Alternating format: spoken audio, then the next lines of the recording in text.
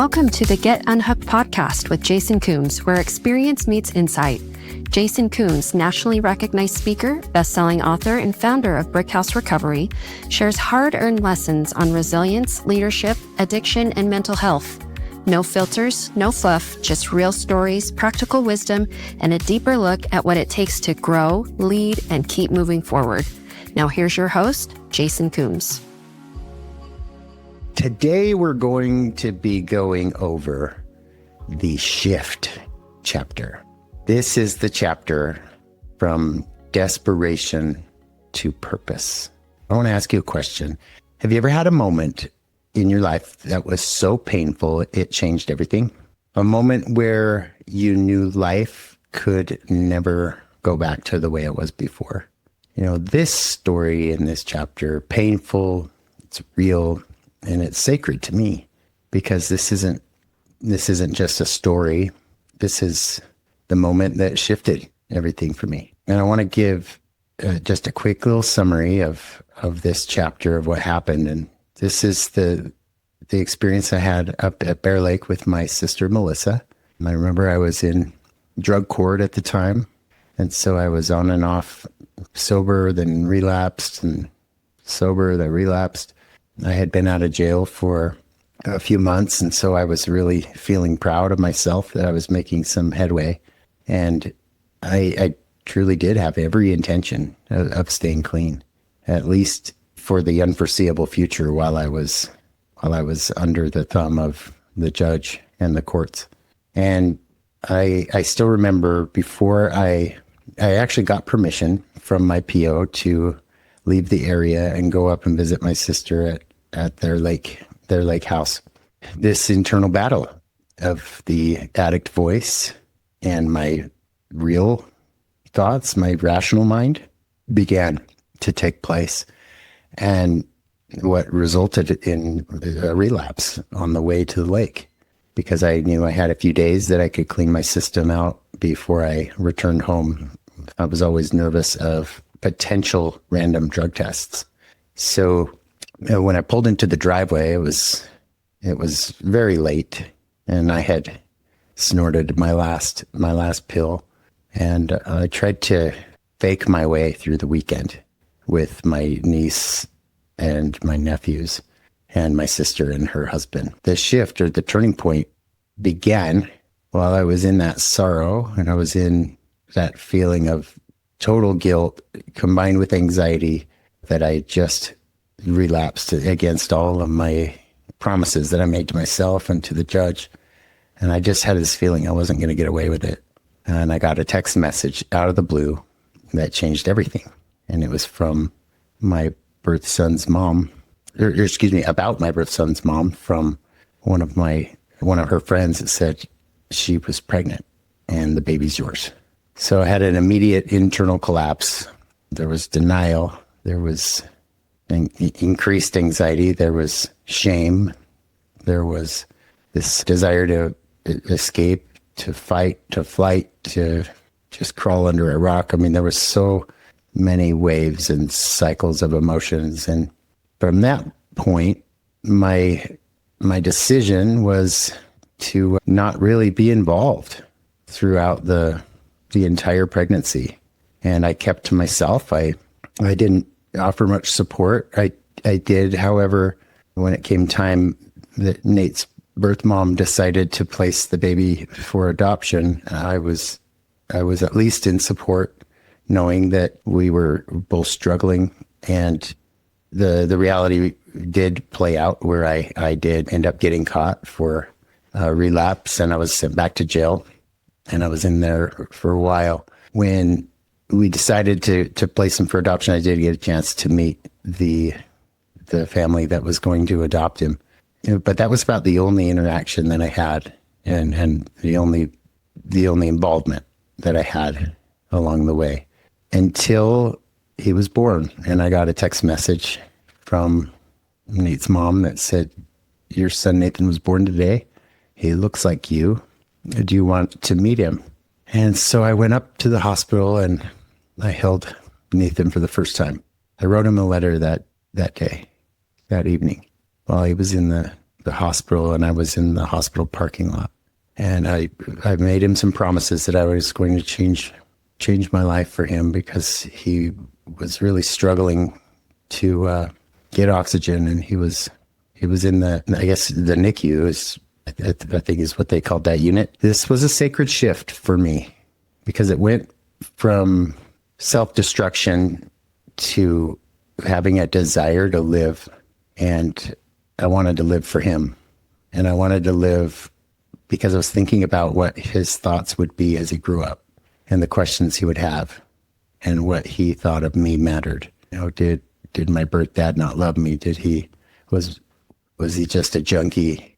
As I contemplated those things, I was like, no, I'm gonna change for him. I'm gonna change for him. And it was a very powerful gift of volition. That's when I received that gift of volition, which is the ingredient that is required for long-term change, for sustained action in a new lifestyle. The gift of volition.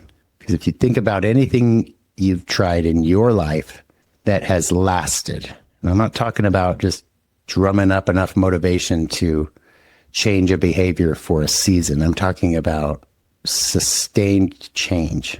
It had to come from within you. It could not come from outside. But all of the external motivators precede the gift of volition. So there is a place. And in my experience, this was, in that moment, holding my son, I became something I'd never been before, which was a man with a reason to live.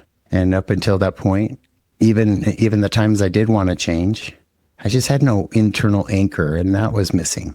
So I had experienced this court-ordered treatment and jail and homelessness, but none of that stuck, because those were all preparatory. And it was Nathan's birth that marked the first time I experienced this intrinsic motivation to change, this gift of volition. And this experience followed the gift of desperation. And so this was a powerful shift for me. This is maybe the longest chapter in Unhooked, because there are lessons, so many lessons learned through this section. Like, internal motivation is the key. That real change starts when the reason is within you, not forced from outside. People change when the pain of staying the same becomes greater than the pain of change. Another lesson is you will fall, but you're not a failure. Even with the best intentions, relapse can happen. And that doesn't mean that your addicted loved one is broken beyond repair. It means that they're human. Another lesson that I gained through this experience is that the love of my family matters, but it's not the whole equation. Because even Melissa's unconditional love, that created, a safe space for me to try my parents' unconditional love. But even that wasn't enough until I was finally in the preparation stage of change. Another lesson I drew from this experience was that purpose is more powerful than shame. Shame isolates and purpose heals. It took my uselessness and feelings of that I was a big piece of garbage and gave me something to work towards, which was to become a sober birth father. And when I found that purpose as a birth father, power flowed in. Another lesson that I learned is the shift isn't a moment, it's a commitment. Because the reality is that night wasn't the finish line, it was the beginning. And I still struggled after that. I still fell, I still slipped back because I didn't have the commitment to develop habits that would keep me safe and to keep me well. And I still had a pretty sizable ego, even though I had been chopped down quite a bit with Nathan's birth. Anytime I felt fear and the anxiety would flare up, ego was the Band-Aid. It was what protected my soft, sensitive heart. So, I have some messages that I share to my clients, to people that are struggling with addiction, and just got off of a group where I was speaking to all of the clients at Brickhouse Recovery on Zoom throughout all our locations and throughout our telehealth program. And people are scattered throughout all the state, that are receiving treatment here. And I essentially said, if you're struggling, you don't have to have it all figured out today. But what you do need is a reason. Find your why and hold on to it like your life depends on it, because it does. It could be a child. It could be an internal calling. It could be a dream. But that moment when your why shows up, don't ignore it and let it change within you. Let it change you from within, because it will expand. And so to you, to the family, you may feel like that you've tried everything, like your love is never enough. Like what you do, it doesn't seem to stick or work. But what you can do, and what my family did for me, is they learned to show up with empathy and non-judgment. And they, of course, had to be well-boundaried to do that. But that might not cause the shift for your loved one, but it definitely will prepare the ground for when that shift comes. So I invite you to just consider that although this is just one chapter, this subject, the transformation it sparked became my life's mission. That's why I ended up digging deep into the 12 steps when I was in my 5th treatment program 2 years after Nate was born. And I'll just share this little experience with you guys, because it does all tie in. When I was on my knees after my therapist challenged me to express all of my deep resentments to God that I had about him, speaking specifically about my resentments towards God. And as I let all of those flow out, and I had written them down, so I was reading this letter on my knees in a prayer. There were expletives, and it was very much an angry letter or prayer. And the very moment that all got out of me, I felt this wrap it around warmth of love and a clear vision of my son's face, and this intense, crystal clear understanding of my love for my son will never, it's impossible for that to be removed. No matter what he does, no matter what happens, I will always love him. And it was at that moment that I finally understood the unconditional love that my Creator has for me. That no matter what I'd done, no matter how heinous my life was in my addiction, how many people I harmed, that I was loved unconditionally. And that was new. That was a new perspective. That was a new gift that I received that day that I didn't expect. I actually wondered what would happen when I let out my resentment to God.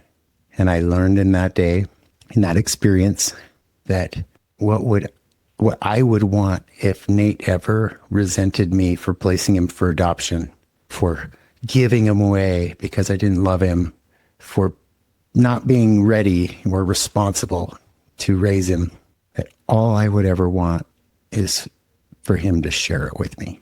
And if he did, I would give him a big hug. And that's exactly what I felt from my Creator. And that was transformative.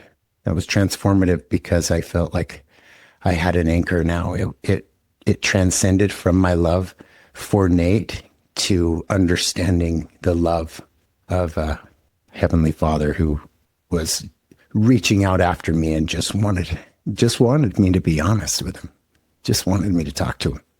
And the second I told him how much I hated him and how mad I was that he made me an addict, that I was so mad that the people that I grew up with that drank and used in high school, they didn't have this allergy. They didn't have this disease.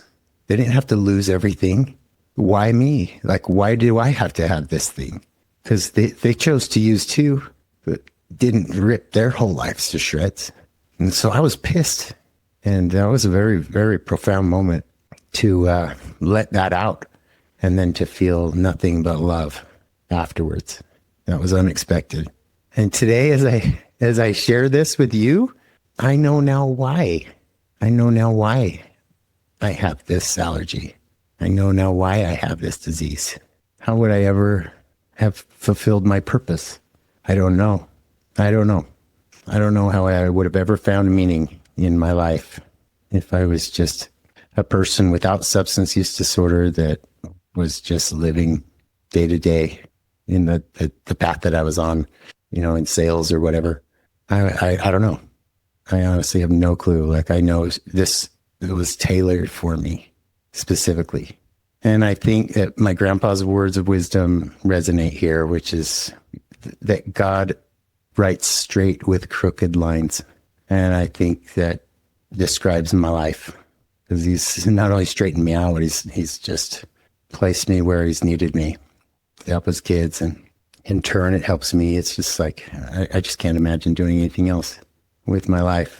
So, I encourage you to consider the power of the gift of volition, and that all the work that you're doing to help your addicted loved one is, in essence, not driving a specific result, but rather creating an environment where, similar to the farmer, I heard this in an Al-Anon meeting, and it really resonated with me. She said, we're really farmers, where we might be the ones like preparing the soil and planting the seeds and cultivating the seeds and timing the season, but we're not responsible for growing the crop. That's between the seed and the soil and God. Like that isn't human work. And I really can get behind that when it comes to recovery. I think that we can be farmers. We could prepare the soil the best we can. We can till it. We can plant the seeds. We can love the seeds and cultivate the seeds and be patient and allow the harvest to play out on his timetable. So in closing, I want to just share that I did not arrive here because I did it perfectly. I'm here because I didn't, but I kept going, and your loved one can too. So if they're still breathing, that is a beautiful gift. I just want to thank you for taking the time to listen to this show. Thank you for your support. Thank you for sharing these episodes so that they can help others. This is one way that you can give back and pay it forward, is by just passing along this free information to others that are possibly in need. Share it on social media. Share it with your loved ones and family members. And don't forget, you can access my book on Audible, as well as on Amazon or on my website, as well as you can find information about our services at Brickhouse Recovery at brickhouserecovery.com.